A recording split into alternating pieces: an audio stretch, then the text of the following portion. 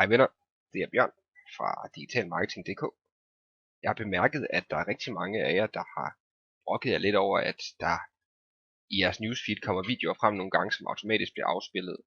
Man kan sige, at som regel så har folk sådan lidt ligeglade med det, men specielt som når der nu her for tiden kører nogle ting rundt med dyremishandling og så videre, så er det ikke så sjovt at få de her videoer afspillet.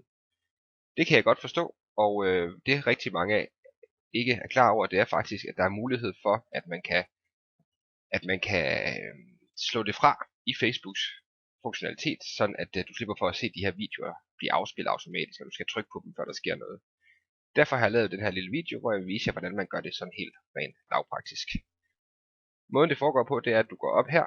Nu står jeg inde på din Facebook startside, og så går du op her. Så går du ned under indstillinger. Så går du herover til venstre side af noget, der hedder videoer. Så går du derned. Og her kan du se, der står afspil automatisk videoer. Den står automatisk til. Det har Facebook valgt, det skal den gøre. Så slår du den fra. Og ja, så slipper du egentlig for, at der bliver afspillet video automatisk i dit newsfeed. Og så kan du selv vælge, om det er nogle videoer, du har lyst til at se, eller om det er nogle videoer, du ikke har lyst til at se. Hvis du fandt den her lille guide brugbar, så synes jeg da, at du skal dele den med dine venner. Som sagt, der er ikke så mange, der er klar over, at man rent faktisk kan det her. Så jo flere, der slipper for at se på dyremishandling, jo bedre er det. Så jeg håber, det kan bruges.